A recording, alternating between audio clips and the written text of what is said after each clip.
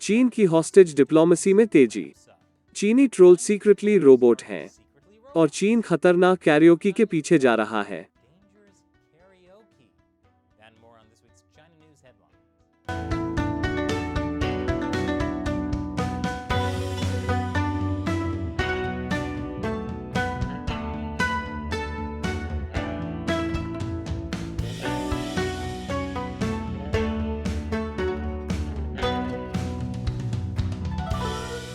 China uncensored Hindi में आपका स्वागत है। मैं क्रिस चैपल हूं। यह एपिसोड सर्फशार्क द्वारा स्पॉन्सर्ड है। जब भी आप ऑनलाइन जाते हैं, यदि आप अपनी पहचान की रक्षा करना चाहते हैं, तो आपको सर्फशार्क जैसे वीपीएन का उपयोग करना चाहिए। इस हफ्ते की China news headlines. Canadian citizens Michael Kovrig और माइकल स्पैवर को 2 साल से अधिक समय से चीन में बंदी बनाकर रखा गया है। वे किस बात के दोषी थे? क्या कनेडियन होने के? हाँ, यह वास्तव में कनेडियन होने के कारण था। चीनी कम्युनिस्ट पार्टी ने उन्हें कनेडियन सरकार द्वारा हवाई की स्फोट मेंग वांजो को गिरफ्तार करने के प्रतिशोध में गिरफ्तार किया था। उस पर वास्तविक अपराधों का आरोप लगाया गया था, ईरान पर अमेरिकी प्रतिबंधों का उल्लंघन करने से संबंधित धोखाधड़ी, और उसे अमेरिका के अनुरोध पर 2018 में कनाडा में गिरफ्तार किया गया था। लेकिन चीन ने मेंग वांजो को अमेरिका एक्स्ट्राडाइट करने के बजाय उसे रिहा करने के लिए कनाडा सरकार पर दबाव बनाने के लिए दोनों कनेडियन सिटीजन्स माइकल्स को हिरासत में लिया। क्योंकि चीन में अदालतें राज्य द्वारा नियंत्रित होती हैं, कानून के शासन वाले देश में अदालतें नहीं हैं। तो आप देख सकते हैं कि चीनी शासन थोड़ा भ्रमित क्यों है। इसलिए दोनों माइकल्स को हिरासत में लेने से अब तक कोई फायदा नहीं हुआ है, जिसका अर्थ है कि कम्युनिस्ट पार्टी के लिए आगे बढ़ने का समय आ गया है। इस हफ्ते माइकल स्पैवर को जासूसी के आरोप में 11 साल जेल की सजा सुनाई गई थी। माइकल कोवरिग पर अभी तक कोई अपडेट नहीं है, लेकिन चीनी अदालतों ने एक अन्य कनेडियन रॉबर्ट शेलनबर्ग के लिए मौत की सजा की अपील को भी खारिज कर दिया है। 2018 में शेलनबर्ग को मूल रूप से ड्रग तस्करी के लिए 15 साल जेल की सजा सुनाई गई थी। फिर 1 महीने बाद उस पर दोबारा मुकदमा चलाया गया और इसके बदले उसे मौत की सजा दी गई। उस महीने में क्या बदला? मेंग वांझो को कनाडा में गिरफ्तार किया गया था। मेंग की बात करें तो उसका एक्स्ट्रेडिशन ट्रायल अभी चल रहा है और उसका भाग्य एक जज के हाथों में है। और चीनी अदालत ने यह भी संकेत दिया कि स्पावर को भी जल्दी रिहा किया जा सकता है। स्पावर को अपनी पूरी सजा नहीं देनी पड़ सकती है। अदालत ने कहा कि उसे निर्वासित कर दिया जाएगा, हालांकि उसने समय के बारे में कोई विवरण नहीं दिया।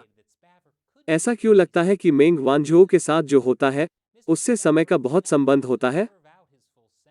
बेशक कनेडियन लोग इस बात से बहुत खुश नहीं हैं कि चीनी शासन अपने लोगों के साथ क्या कर रहा है, और यह अलग अलग तरीकों से दिख रहा है।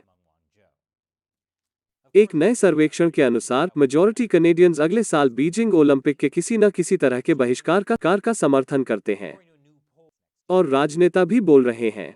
प्रधानमंत्री जस्टिन ट्रूडो ने माइकल स्पावर की सजा की निंदा की। वहीं कंजर्वेटिव विपक्ष के नेता एरन ओटूल कह रहे हैं कि कनेडियंस चीन में सुरक्षित नहीं हैं।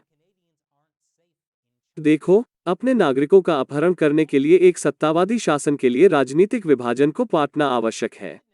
यह पूरी स्थिति किसी भी वेस्टर्न बिजनेसमैन के लिए एक बड़ी चेतावनी होनी चाहिए, यह सोचकर कि चीन निवेश करने के लिए एक महान जगह है। यह नहीं है। अविश्वसनीय रूप से मूर्ख बिजनेसमैन की बात करें तो नाइक के सीईओ जॉन डोनाहो, वो व्यक्ति है जिसने कहा है, नाइक एक ऐसा ब्रांड है जो चीन का है और चीन के लिए है। याद रखें, नाइक कई प्रमुख अमेरिकी कंपनियों में से एक है जो स्लेव लेबर बिल को कमजोर करने के लिए कांग्रेस की पैरवी कर रही है। ठीक है, श्री डोनाहो के पास चीन के बारे में कुछ और बुद्धिमान शब्द हैं। चीन हमारे लिए एक बहुत ही महत्वपूर्ण बाजार है। चीन में हमारी एक लॉन्ग टर्म हिस्ट्री है। हम चीन के साथ एक बहुत ही लॉन्ग टर्म व्यू रखते हैं। हम एक बहुत ही जिम्मेदार ग्लोबल सप्लाई चेन का संचालन करते हुए चीन में निवेश करना जारी रखेंगे।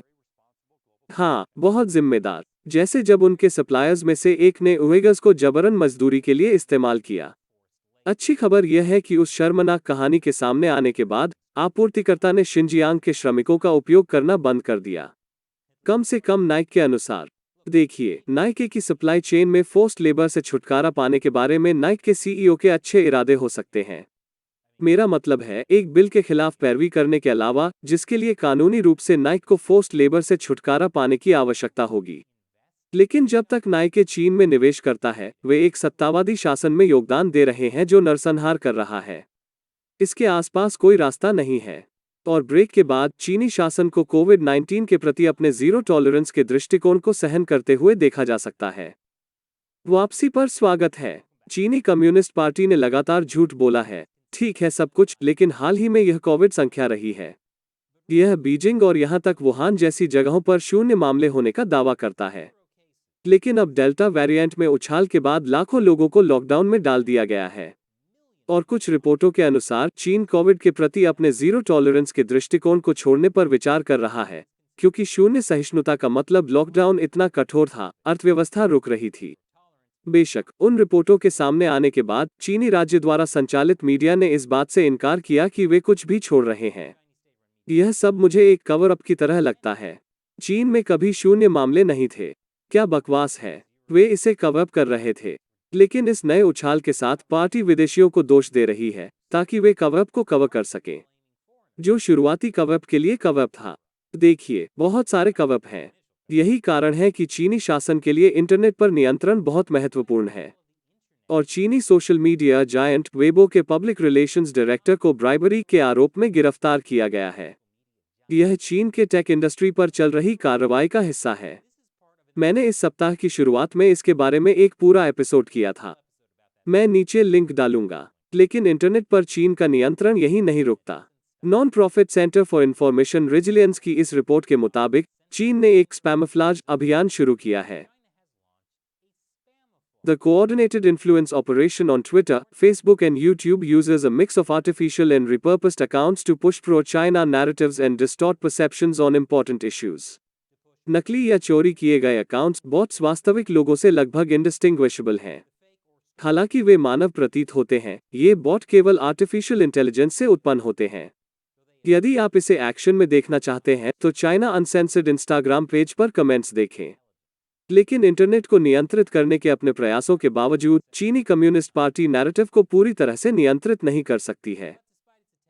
उदाहरण के लिए लिथुएनिया को लें।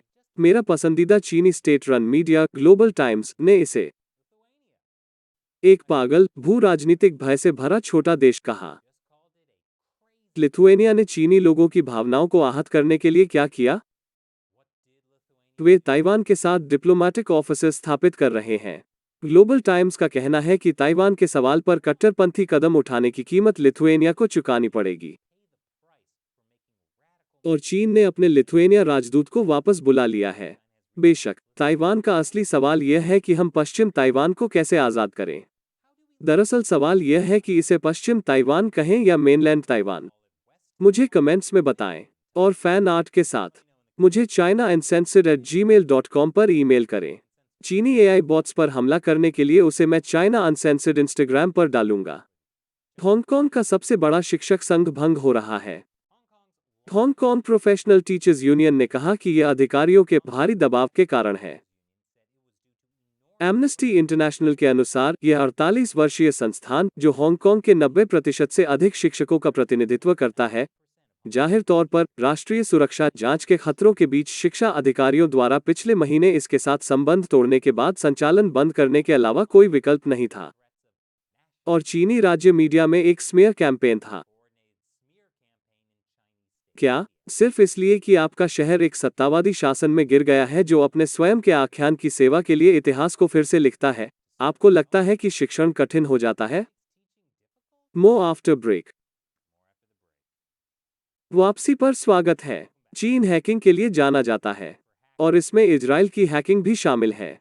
चीनी हैकरों ने जाहिर तौर पर खुद को ईरान के रूप में प्रदर्शन किया। उन्होंने सरकारी एजेंसियों और कंपनियों दोनों को टारगेट किया इंटेलेक्चुअल प्रॉपर्टी की चोरी करने की संभावना। लेकिन जैसा कि मैंने कहा, चीन सभी को हैक करता है, रूस सहित। यह रूस में एक सुरक्षा समूह ग्रुप IB की इस नई रिपोर्ट के अनुसार है। रिपोर्ट के मुताबिक हैकर्स ज्यादातर राज्य एजेंसियों, औद्योगिक सुविधाओं, सैन्य ठेकेदारों और शोध संस्थानों को निशाना बनाते हैं। मुख्य उद्देश्य जासूसी है। हमलावर गोपनीय डेटा तक पहुंच प्राप्त करते हैं और यथासंभव लंबे समय तक अपनी उपस्थिति छिपाने का प्रयास करते हैं। यह दिलचस्प है क्योंकि पश्चिम रूस और चीन के बीच संबंधों को लेकर बहुत चिंतित रहा है। मेरा मतलब है, शी जिनपिंग ने पुतिन को बेस्ट फ्रेंड्स मेडल भी दिया था। मुझे लगता है कि इसी तरह पुतिन हैकिंग को नजरअंदाज करने में सक्षम है और अभी भी इस सप्ताह उत्तर पश्चिमी चीन में संयुक्त सैन्य अभ्यास कर रहे हैं। और खबरों में जो मुझे मानवता की प्रकृति पर सवाल उठाता है, टेस्ला की बिक्री चीन में अनुमानित रूप से खराब हो गई है, लेकिन निवेशकों को कोई फर्क नहीं पड़ता। हाँ, यहाँ तक चीनी कम्युनिस्ट पार्टी सक्रिय रूप से टेस्ला पर जोर से शिकंजा कसती है। कुछ लोग इस विचार से उबर नहीं पाते हैं कि चीन अभी भी एक महान निवेश है। हो सकता है कि वे चीन को उस रस्सी को भी बेच दें जिसका इस्तेमाल चीन उन्हें लटकाने के लिए करेगा। और अंत में चीन के विशाल राज्य तंत्र का पीछा किया जा रहा है। कैरियोकी, शर्त लगा लो कि तुमने उसे आते नहीं देखा। जी हाँ, चीन कैरियोकी पार्लरों में अवैध सामग्री को ब्लैकलिस्ट कर रहा है। चिंता मत करो चीनी अधिकारी, यह कैरियोकी पार्लर में आपके प्रकार के अवैध व्यवहार के बारे में नहीं है। नहीं, चीनी शासन कैरियोकी गानों को ब्लैकलिस्ट कर रहा है। यह मनोरंजन स्थलों में हानिकारक सामग्री पर अंकुश लगाने के अभियान का हिस्सा है। हानिकारक गाने, हानिकारक गायकों के बारे में क्या? चीन के संस्कृति और पर्यटन मंत्रालय ने कहा, यह निर्णय कुछ गीतों के बाद आया है जो 2006 से देश के कराओके बार में उनकी हानिकारक सामग्री के कारण प्रतिबंधित हैं। अभी भी कई स्थानों पर प्लेलिस्ट में लगातार पाए जाते हैं। चीन का कहना है कि वह उन गानों पर प्रतिबंध लगाएगा जिन्हें वह राष्ट्रीय एकता, सुरक्षा, संप्रभुता, क्षेत्रीय अखंडता, सम्मान, राज्य की धार्मिक नीतियों या राष्ट्रीय हित के लिए खतरा मानता है। खैर, मुझे लगता है कि यह लोकप्रिय चीनी कैरियोकी गीतों का अंत है, जैसे country roads, take me home to the independent country of Taiwan, या rockin in the free Tibet, या लिवन ऑन अ प्रेयर। उसके ऊपर ऐसा लगता है कि चीन का भ्रष्टाचार विरोधी निकाय शराब पीने के पीछे जा रहा है। यह एक बड़ा जोखिम है। पीने के बाद अंततः वो चीज हो सकती है जो चीनी लोगों को विद्रोह के लिए प्रेरित करती है। और अगर आप कुछ अवैध कैरियोकी गाने ऑनलाइन डाउनलोड करना चाहते हैं, तो मैं आपको यह नहीं बताऊंगा कि कैसे, लेकिन मैं आपको सलाह देता हूं कि कम से कम सरकारी जासूसी से खुद को बचाएं। और ऐसा करने का सबसे अच्छा तरीका एक VPN है, जैसे सर्फशार्क। जब आप ऑनलाइन जाते हैं, विशेष रूप से चीन में, आपको अपनी पहचान की सुरक्षा के लिए सर्फशार्क जैसे VPN का उपयोग करने की आवश्यकता होती है। हर बार जब आप इंटरनेट पर जाते हैं, तो आपकी सरकार और आपका ISP आपके द्वारा किए जाने वाले हर काम को देख सकते हैं। और यह अच्छा नहीं है, खासकर अगर आप किसी ऐसे देश में हैं जो विदेशियों को सिर्फ उस विदेशी देश की सरकार से बदला लेने के लिए गिरफ्तार करता है। इसलिए जब भी आप ऑनलाइन जाते हैं, खासकर यदि आप कभी भी सार्वजनिक वाईफाई का उपयोग करते हैं, तो आपको वास्तव में अपनी सुरक्षा के लिए सर्फशार्क का उपयोग करना चाहिए। साथ ही आप असीमित संख्या में डिवाइसेस पर एक सर्फशार्क अकाउंट का उपयोग कर सकते हैं। इसलिए यदि आपको एक VPN की आवश्यकता है, और मेरा विश्वास करो, जो आपको चाहिए, सर्फशार्क का उपयोग करें। surfshark.com/uncensored पर जाएं और उनके विशेष सौदे को प्राप्त करने के अनसेंसर्ड कोड का उपयोग करें, जिसमें 3 अतिरिक्त महीने मुफ्त शामिल हैं। नीचे दिए गए लिंक पर क्लिक करें। एक बार फिर, मैं क्रिस चैपल हूँ। चाइना अनसेंसर्ड हिंदी देखने के लिए धन्यवाद।